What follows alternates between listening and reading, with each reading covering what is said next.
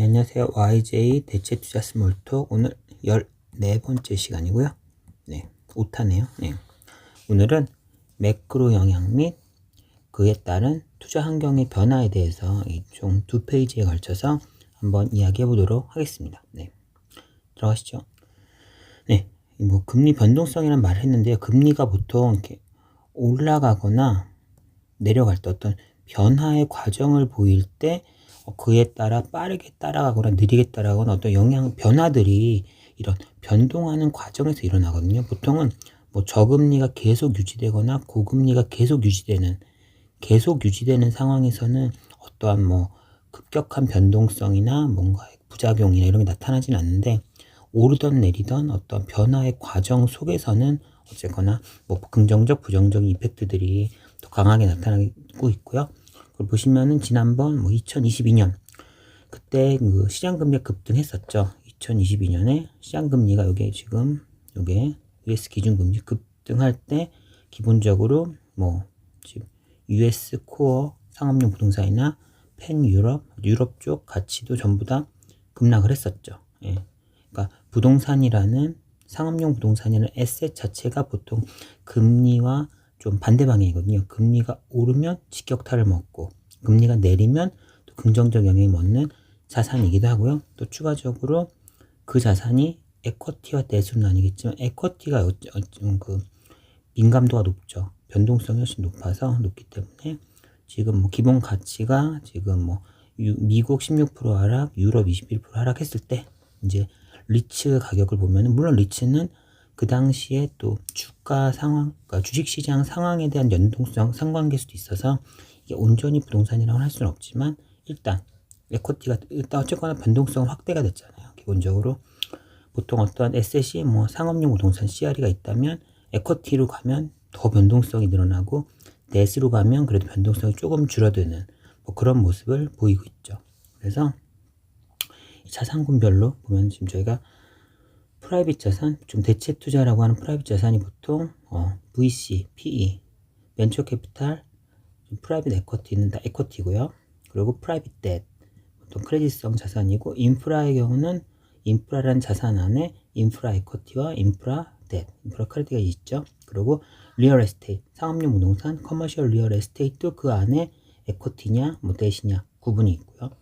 그렇다고 봤을 때 이 벤처 캐피탈 같은 경우는 주로 어떤 투자를 하고 나면은 롱텀으로 한참 뒤에 그 자산을, 그 주식을 매각, 뭐 IPO를 하던 아니면 세컨더리 마켓을 파던 어쨌거나 일시적인 매각으로 이때 현금 흐름이 한 번 발생하는 걸로 모든 수익이 나와요. 그래서 기다리는 동안은 수익이 하나도 안 나오다가 뭐 롱텀으로 뭐 5년이던 뭐 6년, 10년이던 이런 장기간 기다려서 마지막에 들어온 단 하나의 금전이 나의 모든 가치이기 때문에 결국은 그러니까 뭐 기간이 길고 금액이 뒤에 있다면 할인율의 영향이 크기 때문에 결국은 어떤 금리 변동, 밸류에이션의 이슈가 크죠. 그래서 금리가 올라가면 할인율이 급격히 올라가서 밸류에이션이 확 떨어지고, 결국은 금리가 올라가면 네거티브 아니에요. 확 떨어지게 되고, 금리가 내려가면 밸류에이션의 할인율이 내려가서 밸류에이션이 확 올라가죠. 그래서 확 변한다는 건 민감도가 높다는 거죠. 금리 올라가는 거에 부정적인 영향인데, 게다가 민감도도 높아서 금리가 좀만 올라도 크게 변하는 변동성이 큰 자산이고요. 이거 프라이빗 에쿼티도 역시 뭐 여기서는 민감도가 차이를 섰는데 VC나 P나 결국은 금리 변동에 대한 방향은 똑같아요. 금리 상승에서 밸류에이션의 이슈가 크니까 얘네들은 둘 다. 물론 P 같은 경우는 어느 정도 EBITDA 나오고 뭐 현금 흐름이 나오는 기업이기 때문에 뭐 매년 배당이던 어떤 캐시플로우가 VC는 아예 발생이 안 하죠. P는 그래도 발생을 할 수 있지만 그래도 P도 역시 얘의 진정한 뭐 수익, 무게 중심은 IPO든 어떻든 최종적으로 상환을 해서, 그러니까 매각을 해서 회수하는 그 마지막 캐시를 받는 그 현금 흐름의 무게 중심이 제일 높기 때문에 얘도 VC보다는 살짝 현금 흐름이 앞쪽에 있지만 그래도 역시 롱텀이어서 뭐 할인율의 이슈가 크기 때문에 결국은 민감도가 크다. 방향성도 VC랑 똑같다. 뭐 이런 민감도, 예를 들어 뭐 VC가 한 10이면 얘는 한 8 정도 느낌? 여전히 5보단 높으니까 하이하다라고 표현할 수 있을 것 같고요. 프라이빗 뎁은 대출이고 주로 변동금리죠. 뭐 3개월 변동 이런 거기 때문에 금리가 오르면 이자율이 오르죠. 내가 받을 이자율이 올라서 일단 쿠폰이 올라가고, 그러고 금리가 올라가도 금리가 계속 리셋돼서 올라가기 때문에 밸류에이션은 사실은 변동금리는 3개월마다 다시 그 원래 가격으로 돌아오죠. 밸류에이션이. 그래서 밸류에이션은 금리가 올라갈 때 그냥 특별히 마이너스가 아니고, 금리가 올라갈 때 이자율은 올라가다 보니 결국은 합쳐보면 플러스 효과가 남는 거죠. 그리고 대신 이제 금리가 내려갈 때 웬만한 자산들은 다 금리가 내려갈 때 긍정적인 상황인데, 얘만 금리가 내려가면 얘가 받는 시장금리가 내려가면 얘가 받는 이자율이 내려가다 보니 덜 받고, 보통은 고정금리 어느 정도 듀레이션이 있는 자산 대출 같은 경우는 시장금리가 내려가면 이 자산의 상대적 가치가 올라가기 때문에 그 뎁의 밸류에이션이 올라가는데, 프라이빗 뎁은 변동금리가 계속 리세팅 되기 때문에 결국은 금리가 오르나 내리나 밸류에이션은 거의 파를 유지하면서 순전히 변동금리가 더 오르면 더 받고 변동금리가 더 내리면 덜 받는 그 이자율에 사실은 많은 부분을 좌우되고 있어서 거의 얘만 네거티브한, 금리가 내려갈 때 뭐 이자율이 내려가니까 그 정도의 네거티브한 약한 네거티브죠. 민감도는 로우하다고 볼 수 있으니까 어쩌나 금리가 오를 때 약한 포지티브, 금리가 내릴 때 약한 네거티브 효과를 보고 있어요. 그리고 인프라 같은 경우는 얘는 일단 고정금리 대출이기 때문에 에쿼티나 크레딧이나 결국은 에쿼티는 아까 PVC와 같은 방향, 크레딧도 PD와 다른 방향. 결국은 이건 PD 혼자만, 프라이빗 뎁만 좀 방향성이 다르고, 인프라랑 상업용 부동산, 리얼 에스테이트는 거의 비슷해요. 그래서 왜냐면 얘네들은 지금 이제 5타인데 이것도 고정금리죠. 결국은 고정금리 대출의 경우는 금리가 내려가면은 그 대출에 지금 내가 5%를 받는데 대출이 시장금리가 3%일 때 내가 5%를 받고 있었는데 시장금리가 2%, 1%가 되면 여전히 고정금리로 5%를 받는 내 대출, 내 받을 권리는 훨씬 값어치가 올라가죠. 그래서 금리가 내려가면은 얘네들도 플러스 효과가 나요. 프라이빗 뎁과는 다르게. 프라이빗 뎁만 좀 반대 방향이고 나머지는 다들 이제 같은 방향이죠. 대부분 뭐 금리가 내려가면 포지티브한 영향이 있고, 금리가 오르면 네거티브 영향이 있고, 그런 영향이고요. 그냥 민감도의 차이라고 할 수 있을 것 같아요.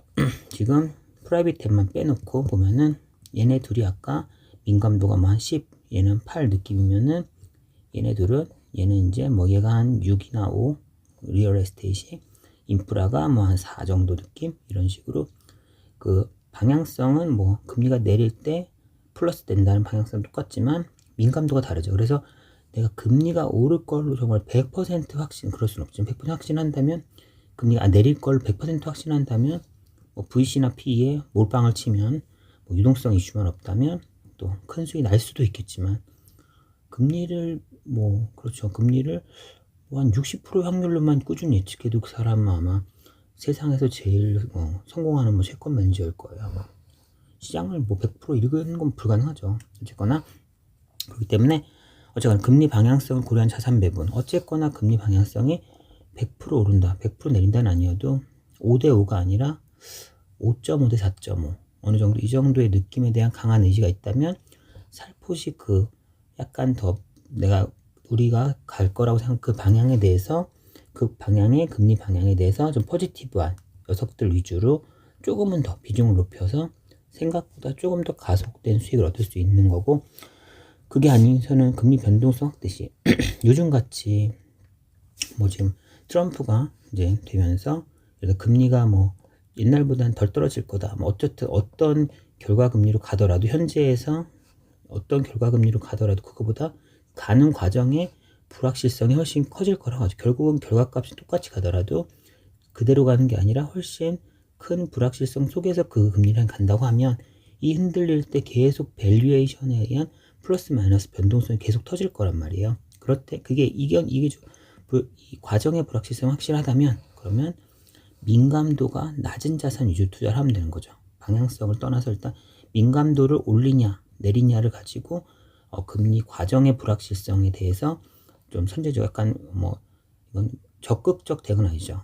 수동적 대응이긴 하지만 그래도 예를 들어 이번 트럼프 기간 중에는 조금 더 민감도가 낮은 자산들 위주로 민감도 높은 자산은 조금은 덜 투자하는 식으로 해서 이런 금리 그 구간의 불확실성을 대응할 수도 있는 거죠. 그런 느낌을 볼 수 있고요. 네, 이것도 참 재밌는 얘기인데, 사실은 주식 채권의 상관관계가 낮아. 상관관계가 낮다. 상관관계가 높으면 같은 방향으로 움직이라 포트폴리오 효과가 거의 없는 거지만, 상관관계가 낮으면은 포트폴리오 효과, 분산 효과가 있는 거죠. 그래서 원래 주식 채권은 분산 효과가 있었어요. 그래서 뭐 주식, 뭐 4, 채권 6 같은 뭐 전통적인 포트폴리오에서도 둘이 서로 좀 어느 정도 분산 효과를 해줬는데, 2020년 하반기부터 주식 채권의 상관계수가 증가했는 바람에 둘을 통한 분산 효과가 없어져 버렸어요. 그래서 기존에 뭐 계속 항상 주식 채권은 분산 효과가 꽤 있었는데, 최근 시장이 물론 이게 영원히 또 갈지 다시 원래대로 돌아갈지 모르겠지만, 일단 현재 상태에서는 전통적 투자 자산인 주식 채권의 상관계수가 높아져서 분산 효과가 엄청 없어져 버렸어요. 그래서 지금 좀 상황이 달라진 거죠. 그렇기 때문에 대체 투자라는 분산 효과를 늘릴 수 있는 자산이 옛날보다 더 중요해졌더라고 하는 게 이번 페이지의 결론일 것 같아요. 과거를 보시면은 여기 2001, 2002 그 IT 버블 때죠.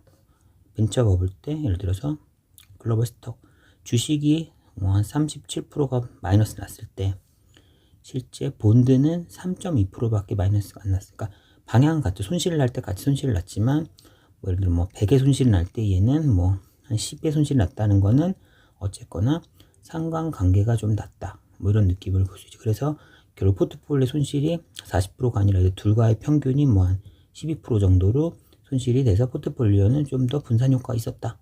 그리고 이 다음 글로벌 금융위기 때도 역시 한 50% 주가 떨어졌을 때 본드 채권은 한 6%밖에 안 떨어지는 둘 간의 움직임 진폭이 다른 거죠. 진폭의 다름에 의한 포트폴리오 분산 효과가 있었는데, 최근 2022년 23 구간에는 주식이 거의 30% 떨어졌을 때 채권이 20% 떨어지는 생각보다 비슷한 진폭을 보였더라. 그래서 여기 이쪽 오른쪽 표를 보시면은 지금 롤링 입상은 쓰긴 한데 스톡 펀드 코릴레이션 상관계수가 이 파란색이 레프트 쪽으로 가는 거죠. 그럼 요 녀석이죠. 이게 지금 이렇게 가면 거의 80% 근처까지 지금 간 거예요. 지금 그래서 코릴레이션이 지금 높아졌죠. 그래서 둘 간의 분산 효과가 크게 떨어지는 바람에 이런 전통적 기관 투자자들이 분산 효과 때문에 요즘에 더 프라이빗 에셋, 프라이빗한 자산에 투자를 많이 하게 된 거예요. 프라이빗 자산은 어차피 막투막 평가도 하지 않고 시가 평가를 하지 않기 때문에 기본적으로 자산 평가에 의한 가치 변동이 좀 더 느리고, 그러니까 빈도도 낮고 변동폭도 낮고 그렇기 때문에 포트폴리오 분산 효과를 어쨌거나 주거든요. 근데 기존에는 주식 채권이 어느 정도 분산 효과가 있었는데 지금 주식 채권의 분산 효과가 없어져 버리니 더더욱 이 프라이빗 에셋, 프라이빗 투자 자산에 의한 분산 효과에 조금 더 힘을 실어주게 되는 그런 영향이 있지 않을까 싶어요. 네, 그래서 약간 이 그래프가 좀 재밌는 그래프라서 이 얘기를 해보려고 이번에 또 말을 해봤습니다. 네. 오늘은 여기까지고요. 또 다음에 시간 날 때 또 제 거 들어주시면 좋겠네요. 수고하셨습니다.